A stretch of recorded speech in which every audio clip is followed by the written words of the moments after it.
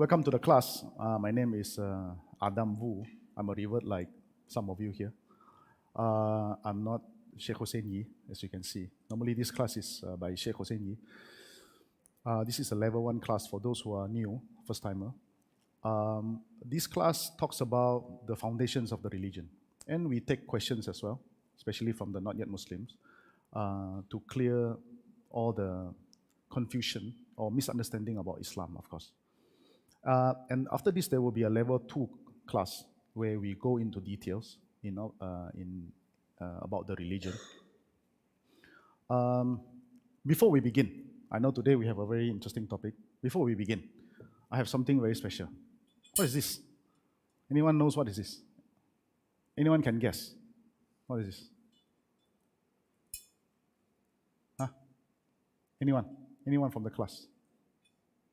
Do you know what is this?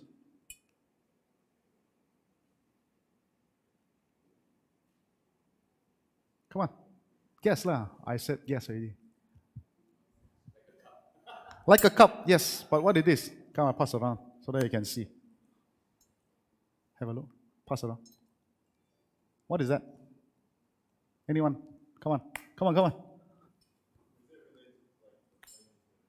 Chinese thing. This is an Islamic class. What is that? Those who have looked at it, what do you think, brother? What is that?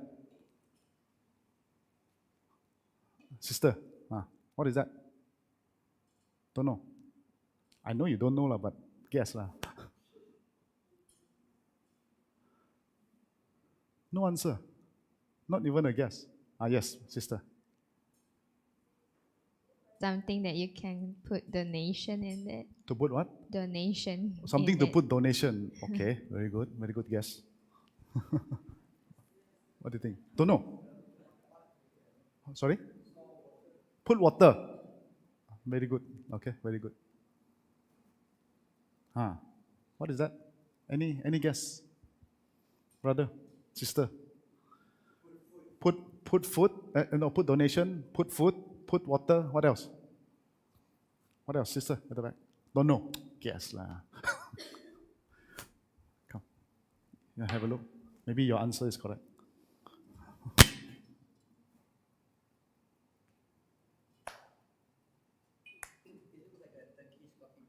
Look like a coffee maker. MashaAllah. This is the answer. I'll tell answer. One answer. Okay. This is the replica of a water container used by the Prophet ﷺ to make wudu. This is exactly the same. Make it exactly the same. Wow, honored or not? Get to see. A replica, not the real one. Yes. Yes. How much water do you think he used to make wudu? How much? Guess. Now you know. Liter like in milliliter. Sorry? 250. Anyone else? Sorry? 500. Very good. 500. Very, very close. About 600 lah, this one. 600. Like one mineral water, the medium size. So how much water we use? Very good. That's my question. How much do we use water? How much water do we use to make wudu? Today. Sometimes you make wudu. The person next to you also make wudu. You feel like you just showered because the water splashed on you, right? You're like, did I just take shower? Subhanallah. This is something I want to talk about in the introduction. Can we show the video? I want to show you a video like how to make wudu. This sheikh, before we begin, this sheikh, you're going to watch this video, about 8 minutes only, less than 8 minutes. He's going to demonstrate to us how to make wudu according to the way of the Prophet ﷺ. He actually, the sheikh, he has an ijazah. Ijazah means he has a permission where he learned from his sheikh exactly like how he looked at the sheikh, how his teacher, how he did it, and then he repeated, and then his teacher said, pass. And then his teacher also have an ijazah, learn from his teacher, learn to the teacher, link all the way to who? Link all the way to who? The Prophet ﷺ. So you are like watching the Prophet ﷺ taking wudu. Okay, let's begin. I want you to watch first, and then I may pause halfway to explain to you what happened. Not him, not him.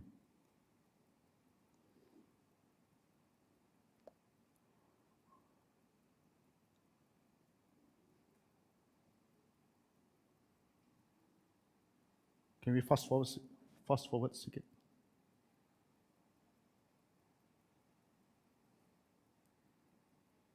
Can we fast forward? You're not playing. You're not playing.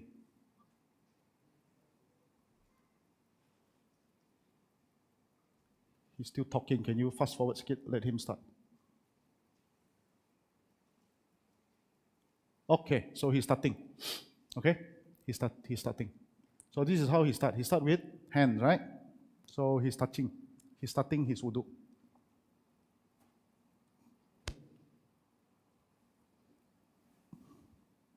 See how much water he used, huh?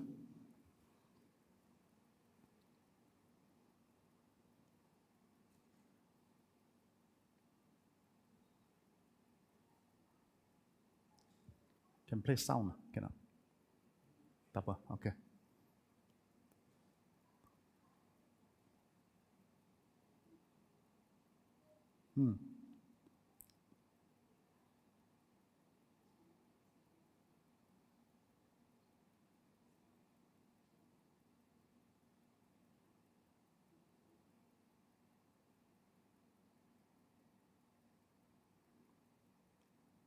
Actually, here he says something.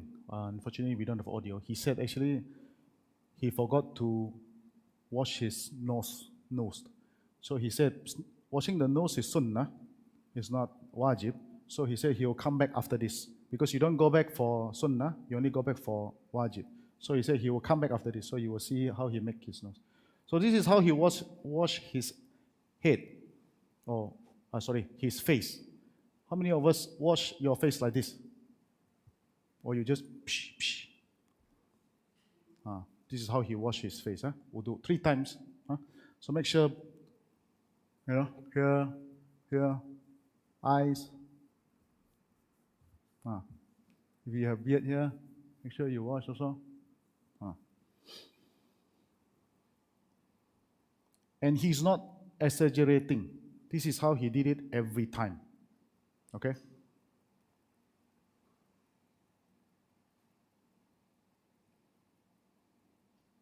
Now he washed his hand.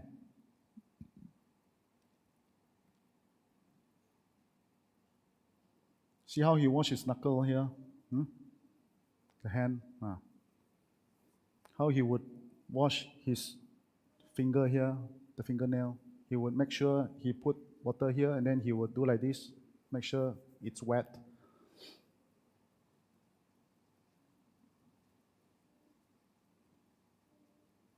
See? He would do like this to make sure his fingertips are here all wet.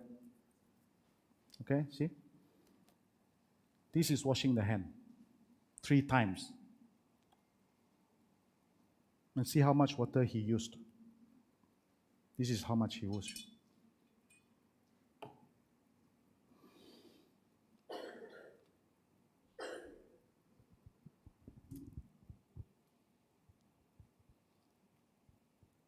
Left hand. Same thing.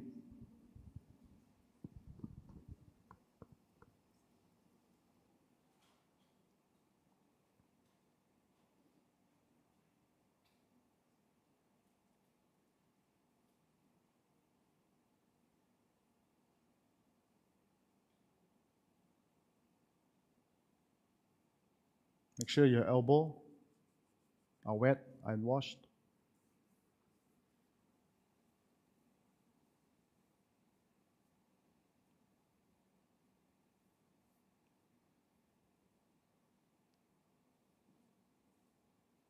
Three times. What's next? Anyone? After hand is head. Let's see how he does his head.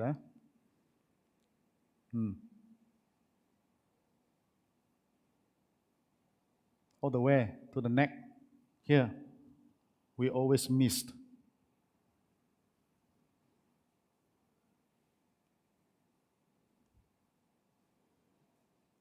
Ear.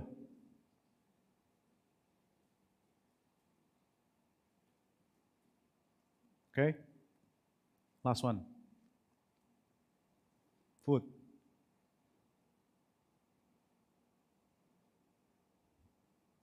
What is our common mistakes when it comes to food? Huh? What's your common mistake? No, you're here. Your bottom. Normally, we don't wash here.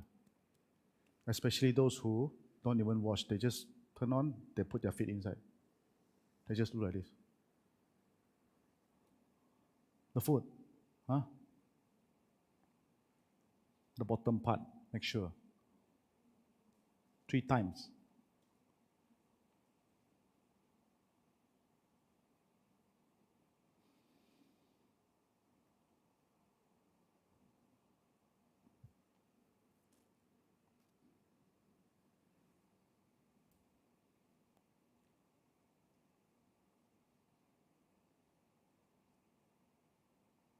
See how he take water and then he drip the water like this? Then he use another hand to continue to wash the hand, the feet.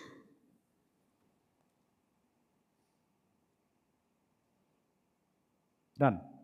So now he will do the nose. He will show because now he make dua.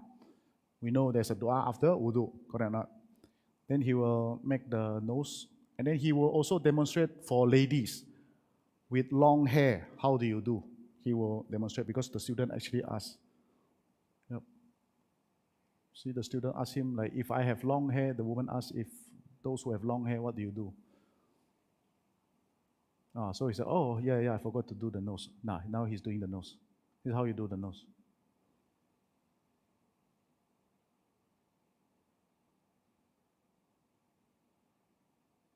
Three times, okay? So he asked him, what about the hair? He said, oh, okay. So he said, go all the way to the back, and then put your hand down to the back, and then go back front. Understand? Okay, you can stop now. Understand? For those who have long hair, said go all the way to the back, and then put your hand to the back like this, and then come back. So what have we learned? To recap, this is the way of the Prophet ﷺ did his wudu, using minimum water. We talk about this. This is the amount of water he used. This is the brother who just came late, right? This is the replica of the container, water container Rasulullah used to make wudu. Next question. You know, mandi wajib, ghusl. How many do you think? How many do you think? How many of this container he used to make ghusl, mandi wajib, the ritual bath for the non-Muslim? 3. Anyone more than 3, less than 3? 4. He used 4. This is how much he used. So I hope, sincerely hope, after watching this video, knowing this, you will take wudu in a very different way starting today. Right? Take wudu seriously. Because without wudu, no matter how long you pray, does it count? Does it count? No. So wudu is the prerequisite for prayer to be accepted. Yes, brother, you have a question.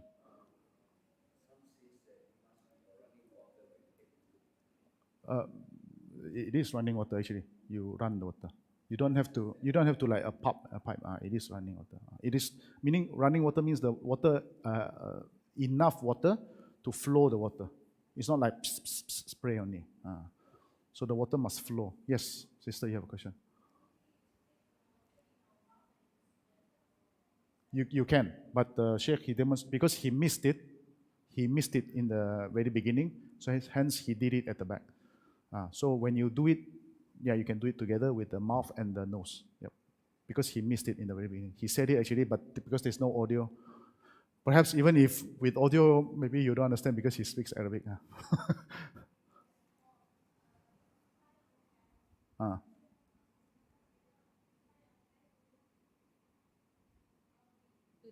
If you tie your hair, so how do you do? So you should let go of your hair, so that because what is wajib is your head, not your hair. Allah says in the Quran in Surah Al-Ma'idah, right? It's your hair, raqs. Your head. not your hair. That's why bold people also wipe. Okay? You bow, also you wipe. So you make sure your fingers go inside your head, your scalp, and then, okay? So if you tie your hair, so maybe it's difficult, right? So you let go of your hair. Understand? Any other questions before we really begin our class? We have 10 minutes to go on. Okay. Right? Yes, brother.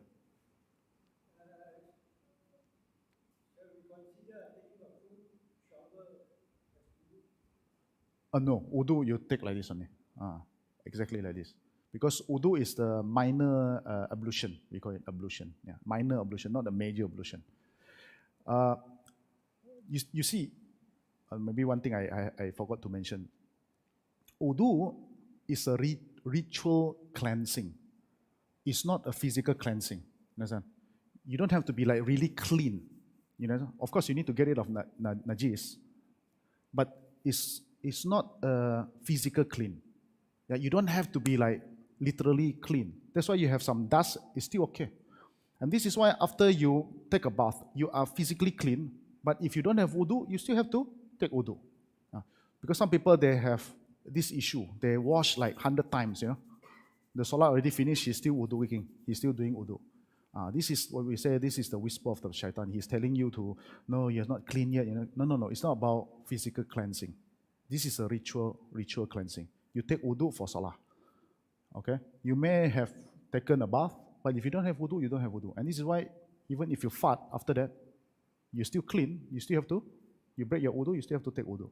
Understand? So it's a ritual cleansing. Right? So you don't have to take a bath. Yeah. So you just take the minor ablution.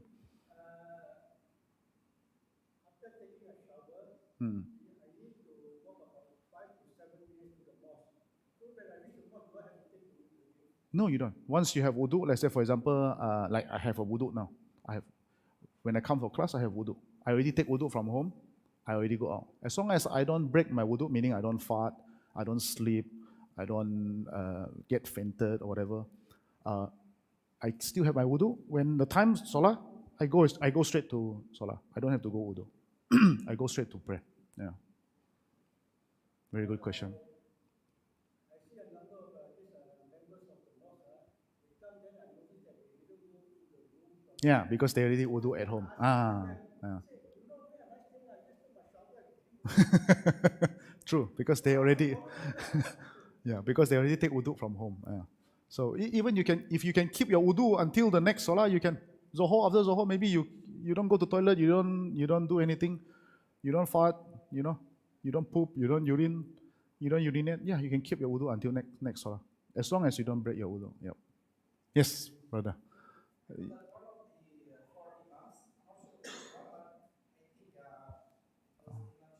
Okay. Wow, subhanallah. He doesn't sleep, huh? Might be. Yeah, okay. Yes, brother, you have a question. Can what?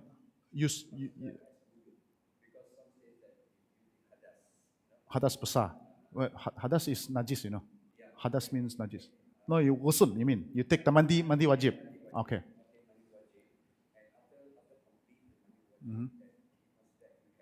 Can, yes, correct. Yeah. So the brother asked, if I taken mandi wajib, do I need to take wudu again? You don't have to. You don't have to. Because why? This is major ablution, this is minor ablution. If you have taken major ablution, come on, supersedes minor. Okay? Minor, yeah, it's minor. Pray. Yes, correct. You can go ahead and pray, no problem. Yes. Oh, no need to start class. More questions about wudu. I'm okay because as long as, especially for the new Muslims, you know, you may have a lot of questions about wudu and you know, ghusl. Ghusl is, you know, when do you take ghusl, right? Do you know? Anyone know? When do you mandi wajib? When is it necessary for mandi wajib? After you have sex, okay? You have intercourse with your spouse. Or for the men, you have ejaculation, even wet dream, okay? Then you do ghusl, you do mandi wajib. But for the men, it is recommended to also do it on Friday? Which comes to the question today. The question is, let's start this before we end. I am a revert sister. Must I go to Friday prayers? I'm a sister. Do I need to go to Friday prayer? What is the answer for the brothers? No. Okay, never mind. If you go back, let's go back, let's go to the Quran and see what the Quran says. Anyone bring your Quran? Remember what I said last week? If you come to Islamic class, bring calculator or bring Quran? Quran. Go to Surah 62. There is a surah actually called Friday, right? Jumu'ah. Ayat number 9. 62, ayat number 9. Where Allah actually says, "O you who have believed, when the call of adhan for salah or Friday prayer, then come to the remembrance of Allah."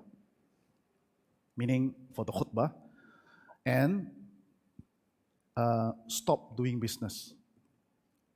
And this is good for you if you know. So Allah says, if you hear the adhan, you stop your business, you come for Friday prayer. Did Allah says this is only meant for the man? Did this ayah talk about only for the man? Then how? Says come if you hear. So if the woman hear, you come, you go or not? You go. So this is why we always go back to, did the Quran reveal to us? The Quran was revealed to the Prophet ﷺ. So it is his duty to explain the Quran. We cannot just rely on the Quran. If you just read like this, of course, this means what? Everyone is wajib to go. Correct or not? So, but we have to look at what the Prophet ﷺ explained. Did he actually say everyone must go? The Quran was revealed to the Prophet ﷺ. True or not? And it is his duty to explain. Let's go to Surah 16. Nahl, the bee. Ayat 44, I think, if I'm not mistaken.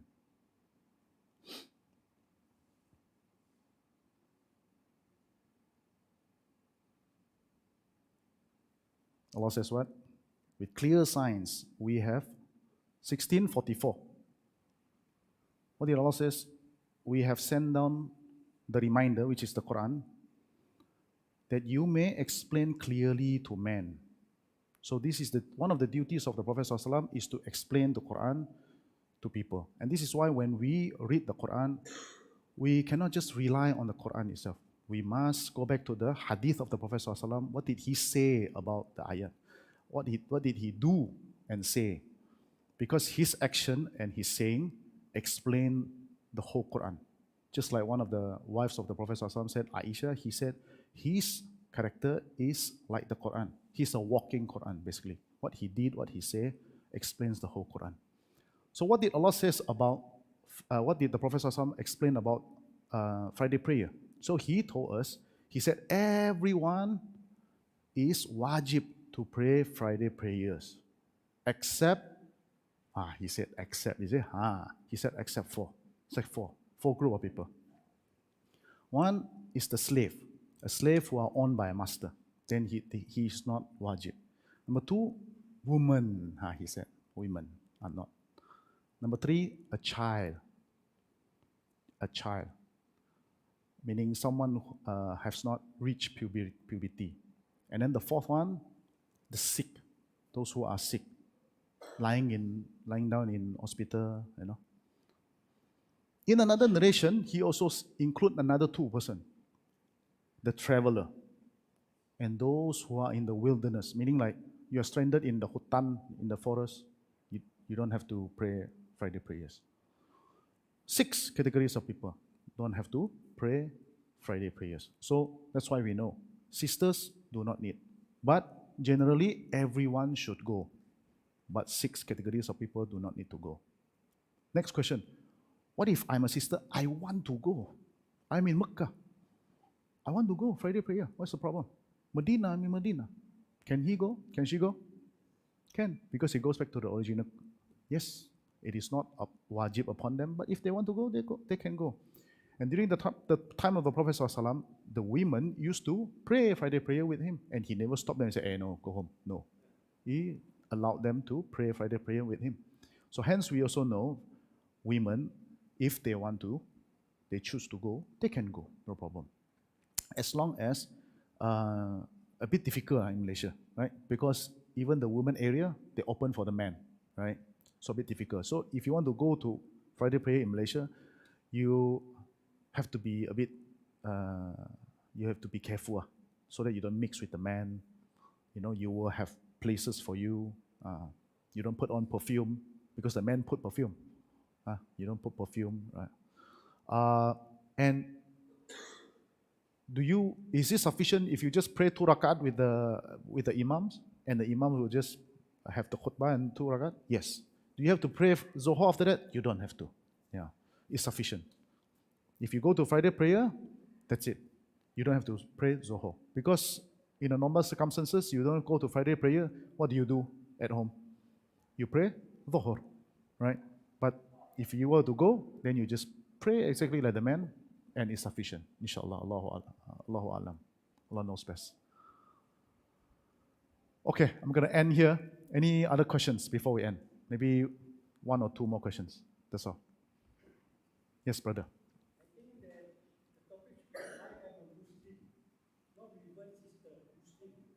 Oh no, because this is a question asked. It's a real question. It's a question by a sister. She asked, I become Muslim. Do I need to go to Friday prayer just like the man? Because she doesn't know. Yeah, she just become Muslim. Yeah, because she saw the man going to Friday prayer, so she thought it is also, she has to go. So she asked this question. Yeah. It should be I am a Muslim, something like. Muslim woman. She's a Muslim woman. It's like she's a sister. She just become Muslim recently. She didn't know she has to go Friday prayer. She thought she has to go. That's why she asked. Yeah. So is there in Peninsular Malaysia, is there any mosque that, even let's say in Selangor itself, they are including surau and mosque, they are slightly more than 1,000. Is there any surau or mosque that for Friday prayers, we call it Solat Jumat, that they allow women to pray together with the men at the same mosque but separated? Is there any? Yeah. I don't know, personally. I don't know. Maybe. Oh. Yes, brother. You know? Oh, okay. Okay. The big mosque. The big mosque. Yes, there are. So. The one with the blue roofing one, inshallah. Yeah. So yes, there are. So. Beside that one in KL? Masjid Negara. The national mosque. National mosque. Because I think it's big. Yeah. Yeah. So maybe the big mosque they have. Yep. The Putrajaya also. Okay. They still okay. Very good. Any sister pray Jumaat here before in Malaysia? No. Okay. Yes, you have. Where do you go? Sorry? Oh, you took her. Oh, okay.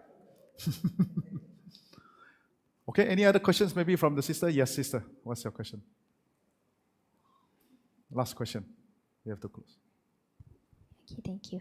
So it's not related to the questions today, but more to a follow-up questions to the brother earlier about if someone in your family that is non-Muslim passed away.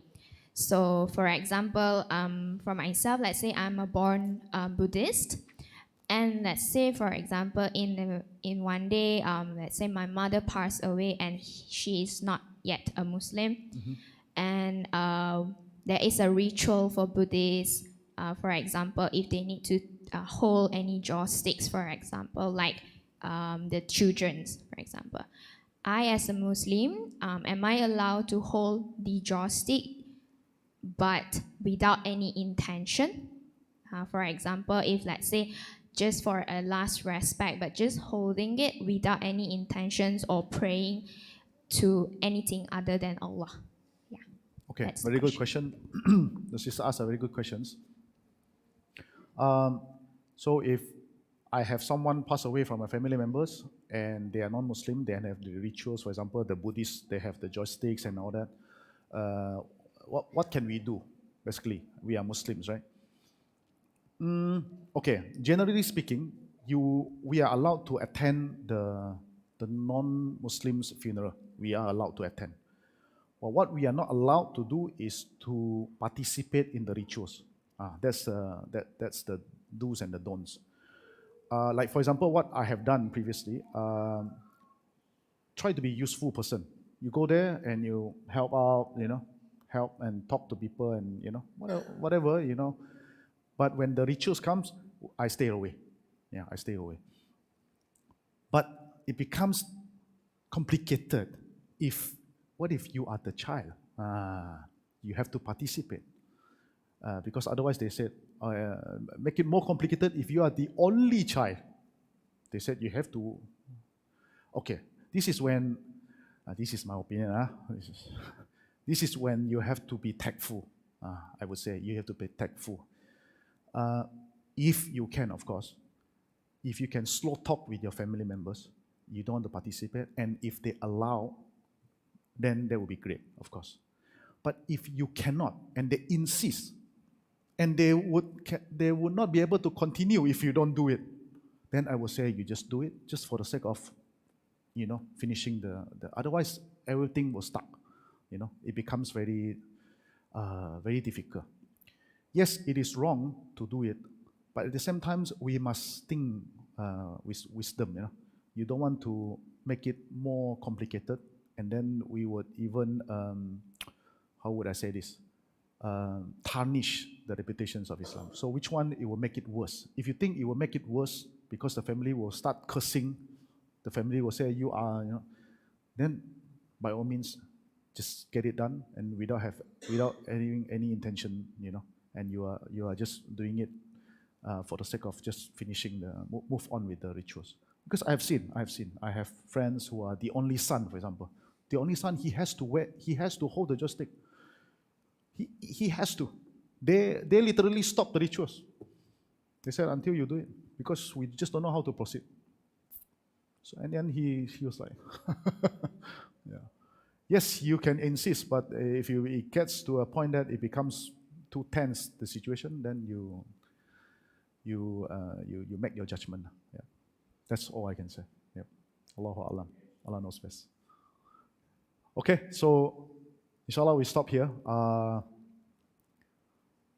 ask Allah to make this session to be beneficial, especially the Urdu one, so that we can become a better Muslims after this. Inshallah, we will practice what we have learned and be steadfast in this religion. And for the not yet Muslim, inshallah, Allah guide you to Islam and be part of our family after this. Amin. Allahumma amin. Subhanakallah wa bihamdika. Asyhadu an la ilaha illa anta astaghfiruka wa atubu ilaik. Assalamualaikum warahmatullahi wabarakatuh.